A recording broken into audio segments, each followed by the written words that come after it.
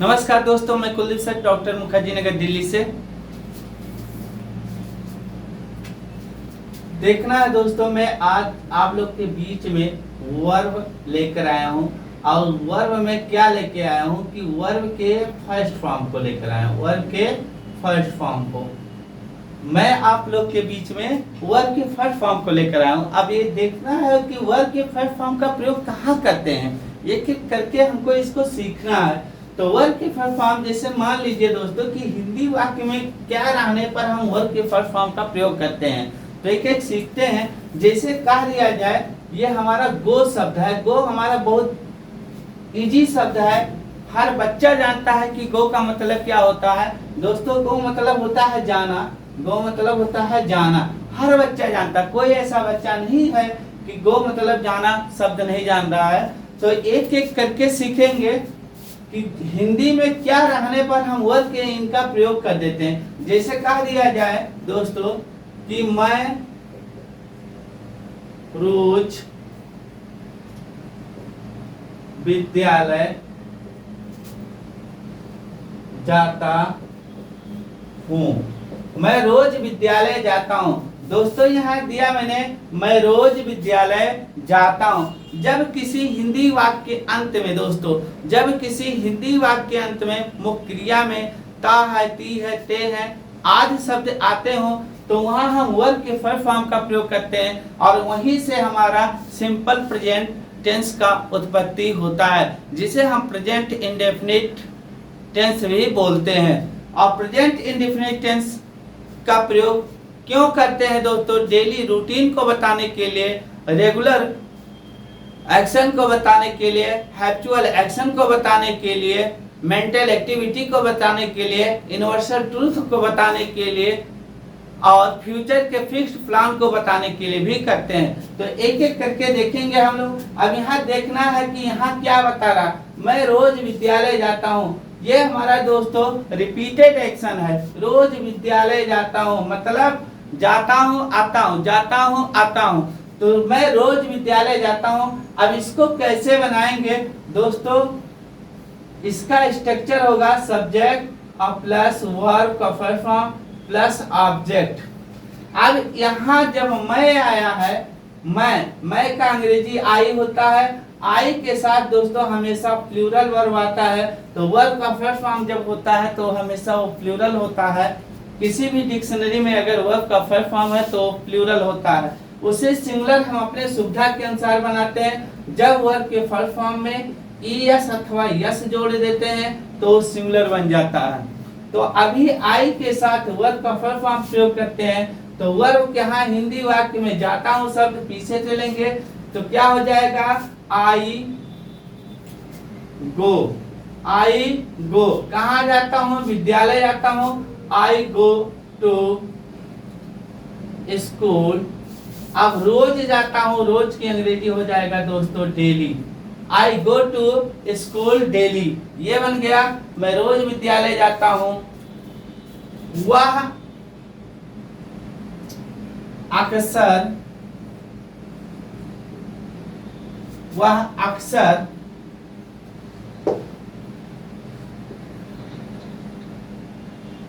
झूठ बोलती है। वह अक्सर झूठ बोलती है। तो इसको किस तरह से हम बनाएंगे? वह अक्सर झूठ बोलती है। तो वह की अंग्रेजी देखिए दोस्तों, वह अक्सर झूठ बोलती है। अगर बोलती है हिंदी वाक्य में बड़ी ई आ जाए और तो वह स्त्री को संबोधित करता है। अगर आ का मात्रा आ जाए, ए का मात्रा आ जाए तो पुरुष को संबोधित करता है। तो जैसे वह अक्सर झूठ बोलती है, तो ये दोस्तों वह शब्द जो है हमारा सिंगुलर है। वह के दो अंग्रेजी होते हैं। एक होता है ही, तो ही किसको बताता है? पुरुष को बताता है। और एक होता है सी। अब सी किसको बताता है? ये स्त्री को बताता है। सी स्त्री को बताता है। तो जहां पुरुष होगा वहां हम ही का प्रयोग करेंगे, जहां स्त्री होगी वहां सी का प्रयोग करेंगे। तो दोस्तों चलिए यहाँ इसका क्या हो जाएगा, अब ये जो हमारे हो गए वह किसी एक व्यक्ति विशेष की बात हो रही है, तो इन्हें हम सिंगुलर सब्जेक्ट बोलते हैं। तो सिंगुलर जब सब्जेक्ट बोलते हैं तो दोस्तों सिंगुलर के साथ सब्जेक्ट और प्लस वर्ब का फर्स्ट फॉर्म। अब मैंने बताया है कि वर्ब का जो फर्स्ट फॉर्म होता है वो प्लूरल होता है, लेकिन उसे सिंगुलर बनाने के लिए इसमें ईएस अथवा यस जोड़ते हैं और प्लस ऑब्जेक्ट लिखेंगे। तो ईएस अथवा यस कहाँ जोड़ते हैं, ये भी कंफ्यूजन होगा। जब किसी वर्ब के लास्ट का अक्षर दोस्तों यस हो, डबल यस हो, यस एच हो, सी एच हो, यक्स हो और वो हो या जेड हो, तो वहां हम ईएस जोड़ते हैं अथवा यस जोड़ते हैं, इसके अलावा यस जोड़ते हैं। अब चलिए देखते हैं, एक एक एग्जांपल करके देखते हैं दोस्तों। जैसे वह अक्सर झूठ बोलती है तो क्या हो जाएगा, सी। अक्सर का अंग्रेजी हमेशा ऑफन का प्रयोग करते हैं, OFTEN ऑफन। ये क्या बता रहा है, हैप्चुअल एक्शन बता रहा है। वह अक्सर झूठ बोलती है, उसकी आदत है झूठ बोलने की, तो क्या हो जाएगा, सी ऑफन। आप देखिए मैंने यहाँ टेल लिखा, लेकिन टेल अभी गलत है क्योंकि यह सिंगुलर सब्जेक्ट है, तो इसे हम सिंगुलर बनाएंगे तो इसमें यस जोड़ देंगे। क्या हो जाएगा, she often tells a lie, she often tells a lie. आप देखते हैं जैसे कहा दिया जाए तुम खाना खाते हो, तुम खाना खाते हो। अब तुम शब्द जो है हमारे प्लूरल सब्जेक्ट है, इसके साथ हम प्लूरल वर्ब प्रयोग करेंगे, तो यहाँ क्या हो जाएगा, तुम की अंग्रेजी दोस्तों यू हो जाएगा। अब खाते हो ये हमारा वर्ब है हिंदी का, लेकिन इंग्लिश का खाते हो शब्द हो जाएगा यहाँ ईट हो जाएगा, और खाना का क्या हो जाएगा, फूड हो जाएगा, यू ईट फूड। ये सब हमारे डेली रूटीन के वर्ड हैं, डेली रूटीन के सेंटेंस है, इन्हें डेली रूटीन में प्रयोग करते हैं। अब चलिए हम मेंटल एक्टिविटी को देखते हैं।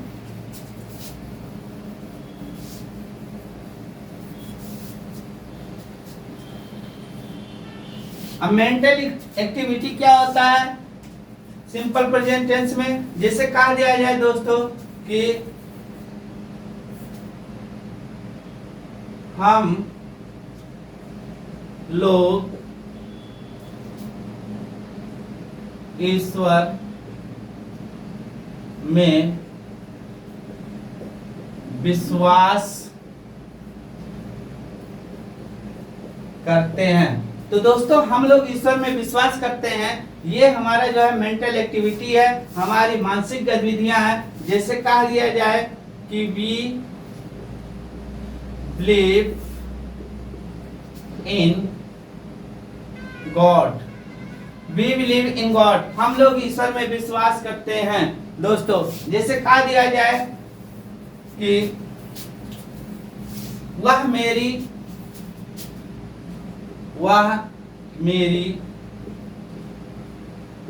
समस्याओं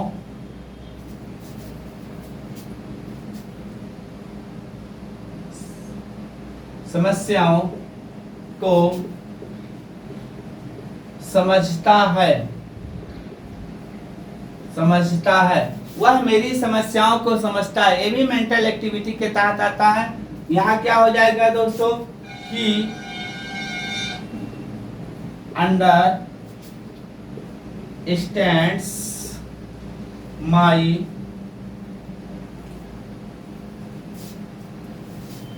प्रॉब्लम्स,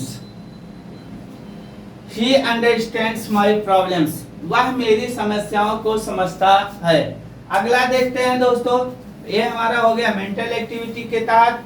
अब हम देखते हैं यूनिवर्सल ट्रूथ को। यूनिवर्सल ट्रूथ, तो यूनिवर्सल ट्रूथ में जैसे कहा दिया जाए कि सूर्य पूरब में निकलता है, सूर्य पूरब में निकलता है तो इसकी अंग्रेजी क्या हो जाएगा दोस्तों, ये हमारा जो है यूनिवर्सल ट्रूथ है, इसकी अंग्रेजी हो जाएगा द सन।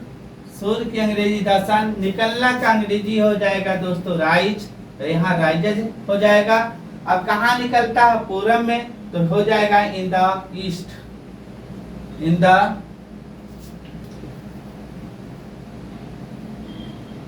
ईस्ट, सॉरी दोस्तों, इन द ईस्ट।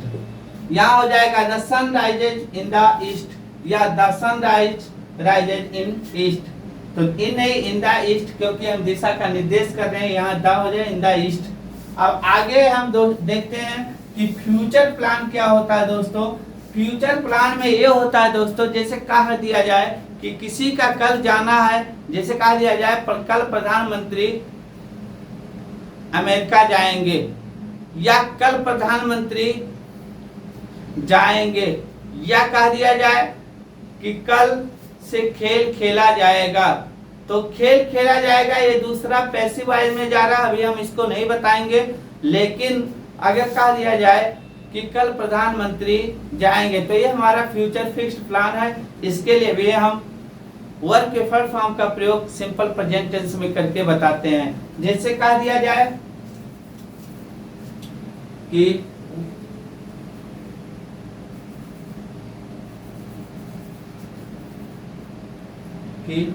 भारत के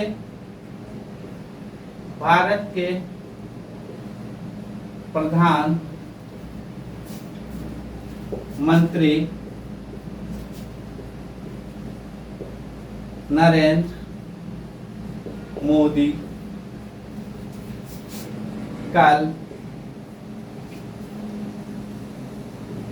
अमेरिका जाएंगे।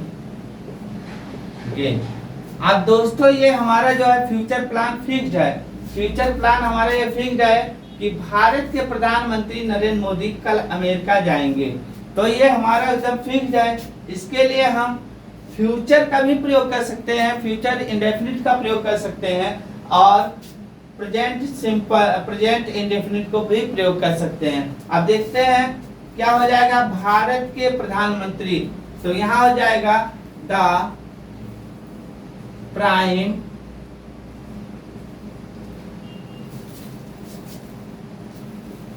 Minister, the prime minister of India, the prime minister of India Narendra Modi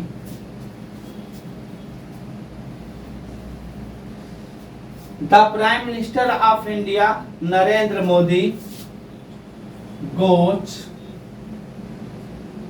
to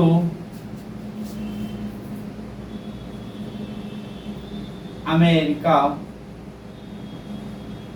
अब कल की बात, टुमारो, TOMORROW, टुमारो। अब ये हो जाएगा the prime minister of India, Bharat के प्रधानमंत्री Narendra Modi goes to America tomorrow. यहाँ हो जाएगा गोज टू अमेरिका टुमारो। इसको हम इस तरह भी बना सकते थे कि the prime minister of India Narendra Modi will go to America tomorrow. इस तरह बनाते तो भी सही था, लेकिन दोस्तों इस तरह क्योंकि ये फ्यूचर फिक्स्ड प्लान है, इसलिए इसे हम प्रेजेंट सिंपल में भी प्रयोग कर सकते हैं और करते हैं, ये कोई गलत नहीं कर सकता है। अब आगे चलते हैं। इसके अलावा बहुत सी चीजें हैं जिसे हम वर्क एफर्ट फॉर्म को प्रयोग प्रेजेंट सिंपल टेंस में करते हैं, लेकिन बहुत सारी चीजें, बहुत वीडियो हमारी अब बनेंगी, सब में हम बताएंगे आप लोग को एक एक करके। और कहाँ करते हैं इसके बताते हैं दोस्तों। अगर हिंदी वाक्य के अंत में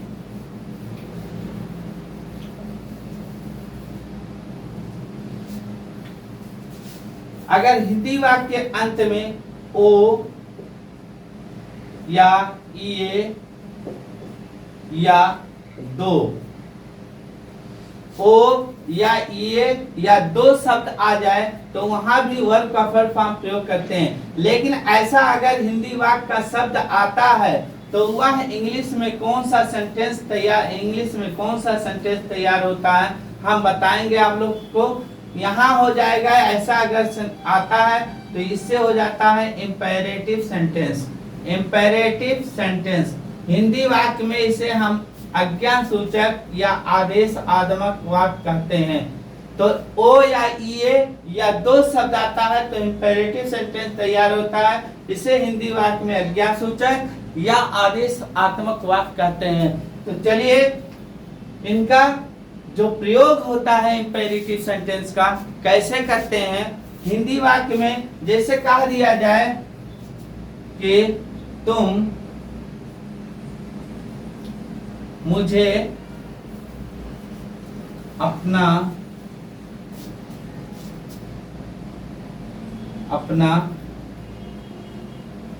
किताब दो। अब यहाँ देखो दोस्तों हमारा दो सेंस में एक तो इंपेरेटिव सेंटेंस में आ रहा है, लेकिन इंपेरेटिव सेंटेंस का एक वाक्य लेट से शुरू होता है जिसमें परमिशन या लिया जाता है या किसी से परमिशन दिया जाता है। तो लेट से वाक्य में शुरू होने वाले हमेशा ये दो का प्रयोग होता है। लेकिन यहाँ ओ शब्द आया है, यहाँ दो दा पर ओ का मात्रा है तो दो आया है, तो इसे हम तुम मुझे अपना किताब दो, तुम मुझे अपना किताब दो। हिंदी में देखना है इसी का रोल होता है कि जब हिंदी का वाक्य होता है इंपेरेटिव सेंटेंस में दोस्तों तो तुम या आप आता है, तुम या आप हिंदी वाक्य में शुरुआत में आता है। लेकिन इंग्लिश में जब हम इसका ट्रांसलेट करते हैं अनुवाद करते हैं तो इस तुम या आप की अंग्रेजी यू नहीं लिखते हैं, इसे लुप्त हुआ मान लिया जाता है, इसे छिपा हुआ मान लिया जाता है। तो किससे करते हैं दोस्तों? तो ऐसे सेंटेंस का स्ट्रक्चर वर्ब के फर्स्ट फॉर्म से करते हैं। वर्ब का फर्स्ट फॉर्म होता है प्लस ऑब्जेक्ट होता है, वर्ब के फर्स्ट फॉर्म को प्लस ऑब्जेक्ट को लगाते हैं। अगर हम भूल से तुम की अंग्रेजी यू लिख देते हैं तो यू लिखने से वह हमारा सेंटेंस प्रेजेंट इंडेफिनिट टेंस में चला जाएगा। अब जैसे हम बनाते हैं सेंटेंस तुम मुझे अपना किताब दो, तो तुम मुझे अपना किताब दो। अब लिख दीजिए दो की अंग्रेजी क्या होता है? गिव होता है, गिव। अब किसे दो? मुझे दो, गिव मी, गिव मी, मुझे दो। क्या दो? तुम अपना किताब दो। तो अपना किताब तुम के लिए हमेशा योर का प्रयोग करेंगे। अपना के लिए तुम के साथ जब अपना आया हो तो अपना की अंग्रेजी हमेशा योर का प्रयोग करते हैं। Give me your book, give me your book. तो यहाँ हो जाएगा दोस्तों गिव मी योर बुक। और अगर इसी के आगे यू लगा देते हैं तो यहाँ इसकी अंग्रेजी क्या जैसे कहा दिया जाए you give me your book, तो ये सेंटेंस हमारा इंपेरेटिव में नहीं गया। अब देखिए गिव के पहले यू लगाने से इसका अर्थ बदल गया, अब ये इंपेरेटिव सेंटेंस नहीं रह गया। अगर ऐसा कर देंगे आप इंपेरेटिव सेंटेंस में तो हमारा इंपेरेटिव सेंटेंस नहीं माना जाएगा बल्कि उसे सिंपल प्रेजेंट टेंस मान लिया जाए। अब इसका अगर अर्थ निकालोगे तो तुम हो जाएगा और तुम मुझे अपना किताब देते हो, तुम मुझे अपना किताब देते, तुम मुझे अपना किताब देते हो, इस तरह का सेंस निकल जाएगा। तो भूल से भी हम वर्ब के फर्स्ट फॉर्म के पहले यू का प्रयोग तुम या आपकी अंग्रेजी यू नहीं लगाते हैं इंपेरेटिव सेंटेंस में, उसे लुप्त हुआ मान लिया जाता है। तो इस तरह के अगर लगाएंगे भी तो उसके लिए हम कॉमा का प्रयोग कर देते हैं। किसका? कॉमा का प्रयोग कर देते हैं। चलिए और दो एक सेंटेंस देखते हैं।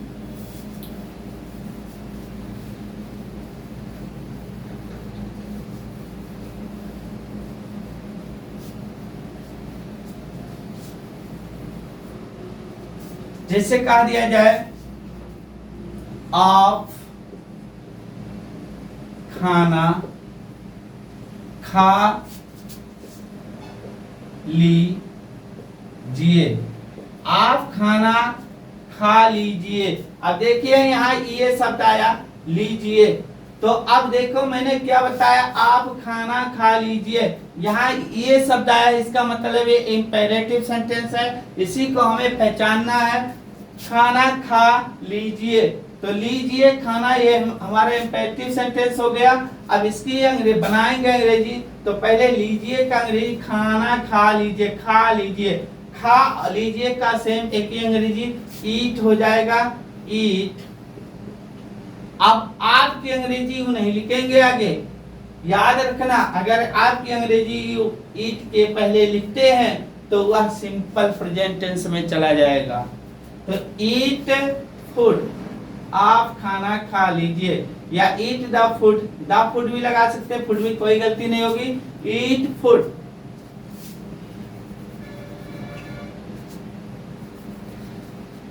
अब इसी तरह एक होता है इंपेरेटिव सेंटेंस में दोस्तों लेट। लेट का मतलब होता है देना, लेट का मतलब होता है देना या दो, किसी चीज को जो है परामर्श देना होता है, लेट का अर्थ परामर्श से होता है। लेकिन परमिशन, जहां जब हम किसी को परमिशन देते हैं, परमिशन देते हैं या लेते हैं, तो वहां हम लेट का प्रयोग करते हैं, और हिंदी वाक्य अंत में दो शब्द आता है, तो इसको भी देखते हैं दोस्तों क्या होता है।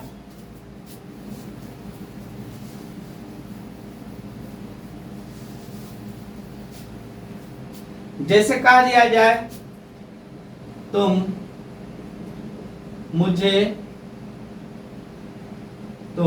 मुझे सोने दो।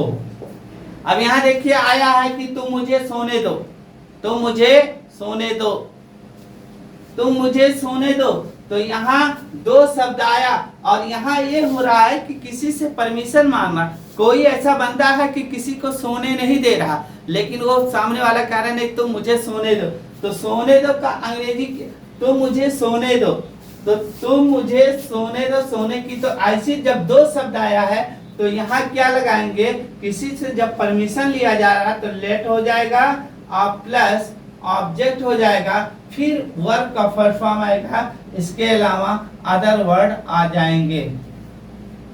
तो अब इसको बनाना तुम मुझे सोने दो, लेकिन यहाँ तुम की अंग्रेजी दोस्तों यहाँ भी नहीं लिखनी है यू, तो तुम मुझे क्या हो जाएगा दोस्तों, लेट मी, अभी मुझे दो, अब क्या करने दो, सोने दो, let me sleep, let me sleep.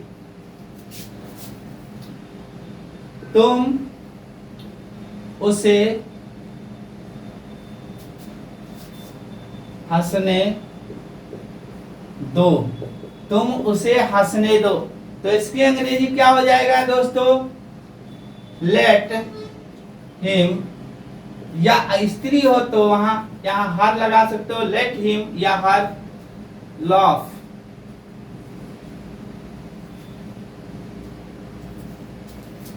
Laugh. इसी तरह दोस्तों वर्ब के फर्स्ट फॉर्म का प्रयोग,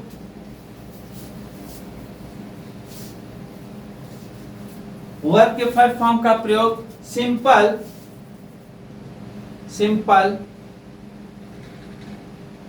पास्ट टेंस के नेगेटिव या इंट्रोगेटिव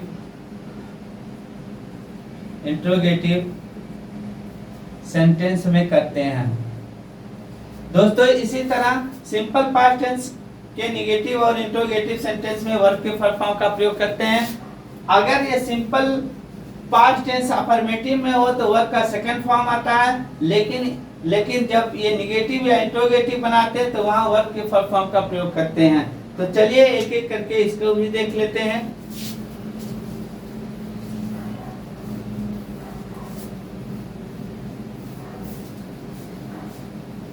जिसे कहा दिया जाए कि वह कल नहीं आई, वह कल नहीं आई। अब देखिए दोस्तों, वह कल नहीं आई। यहां क्या हो रहा है दोस्तों, लगता है किसी ने किसी को कुछ कहा था लेकिन वो वसूल पे नहीं उतरा, इसलिए वह कल नहीं आई।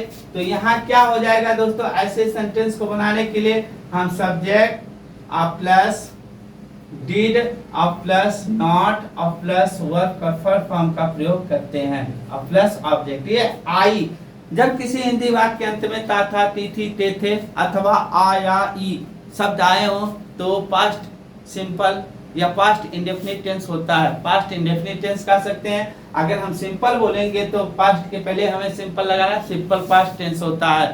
तो ऐसे सेंटेंस में जब हम निगेटिव या इंट्रोगेटिव बनाते हैं तो निगेटिव बनाने के लिए और इंट्रोगेटिव बनाने के लिए हम डिड का प्रयोग करते हैं और डिड के साथ निगेटिव में नॉट का प्रयोग करेंगे।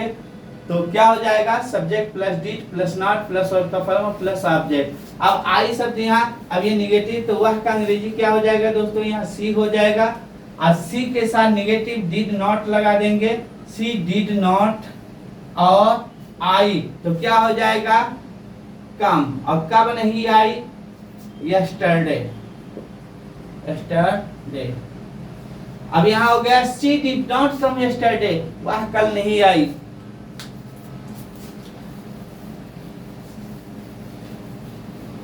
वह कल नहीं आई।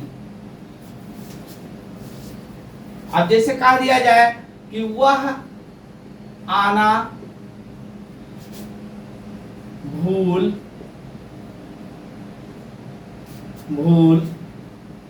जाता था, वह आना भूल जाता था या वह आना भूल गया, भूल जाता था या भूल गया। तो यहाँ क्या हो जाएगा दोस्तों, ही सॉरी दोस्तों, मैं यहाँ सिंपल पास्ट टेंस के अफर्मेटिव सेंटेंस को लिख दिया है। तो मैं इसको बताऊंगा जब सिंपल पास्ट टेंस के अफर्मेटिव सेंटेंस का प्रयोग करते हैं तो यहाँ वर्ब का सेकंड फॉर्म आ जाएगा, लेकिन मैंने लिख दिया है तो बता भी दूंगा वर्ब के सेकंड फॉर्म का प्रयोग हो जाएगा। तो यहाँ क्या हो जाएगा दोस्तों, भूल जाता था तो यहाँ क्या हो जाएगा, ही फॉरगॉट, फॉरगॉट। अब क्या करना, ही फॉरगॉट टू कम, आना, वह आना भूल जाता था या भूल गया। तो ही फॉरगॉट टू कम, ये तो हमारा हो गया, मैंने लिख दिया था इसलिए बता दिया भूल से। आगे बहुत से सेंटेंस हम बहुत से टेंस लाएंगे और बहुत से चीजों को हम आगे वीडियो में बताने वाले हैं। इसी तरह और हम आप लोग को 2-3 सेंटेंस बताते हैं। जैसे कह दिया जाए कि वह चाय नहीं लाता था, तो वह चाय नहीं लाता था, इसकी भी अंग्रेजी क्या हो जाएगा, he did not bring tea, he did not bring tea। अब जैसे कहा दिया जाए वह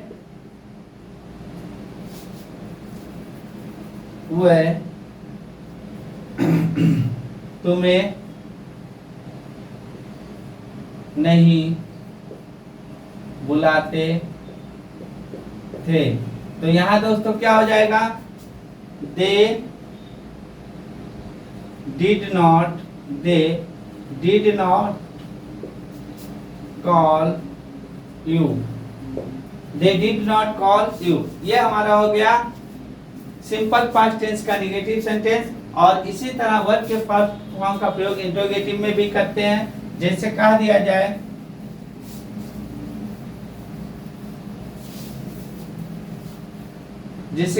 जाए कि वह, हम पहले आपको बहुत सिंपल बताते हैं। जैसे कहा दिया जाए क्या वह कही, क्या वह कही।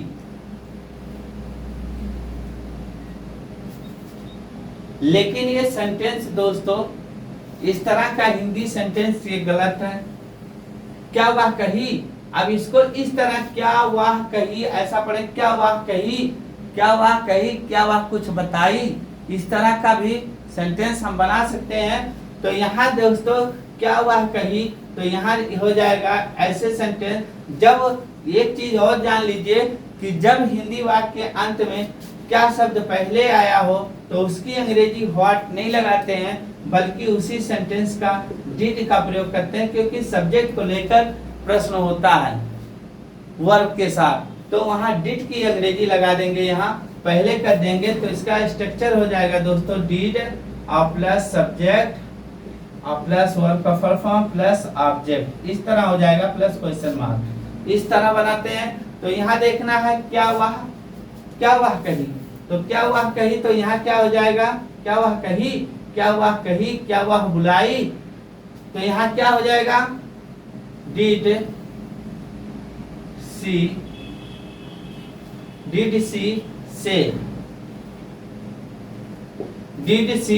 से, जैसे कहा दिया जाए क्या वे आते थे, तो यहाँ क्या हो जाएगा दोस्तों, क्या वे आते थे, तो क्या हो जाएगा did they come here, sorry यहाँ हियर नहीं लिखा हूं, सॉरी इसके लिए, क्या वे आते थे, डिड दे कम। इसी तरह बहुत से सेंटेंस आप लोग के बीच में लेके आऊंगा, और बहुत से मैं इसके साथ आपको ट्रांसलेशन, स्पोकन और कॉम्पिटिटिव इंग्लिश के बहुत से एग्जाम्पल, बहुत से सेंटेंस, जैसे कॉमन एरर हो गया, फिल इन द ब्लैंक्स हो गया, सेंटेंस इंप्रूवमेंट हो गया, पैराजम्बल्स हो गया, रीडिंग कम्प्रीहेंशन हो गया, क्लोज टेस्ट हो गया, कंपटीशन से कॉम्पिटिटिव एग्जाम में आने वाले अंग्रेजी और डेली बोलचाल में आने वाले अंग्रेजी और ग्रामर के बहुत से पार्ट मैं आप लोग को एक एक करके सिखाऊंगा दोस्तों।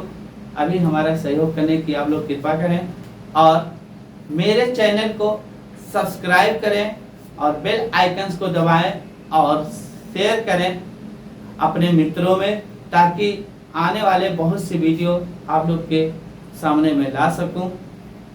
इसी शब्द के साथ मैं आप लोग से नमस्कार करता हूं दोस्तों, बहुत बहुत धन्यवाद।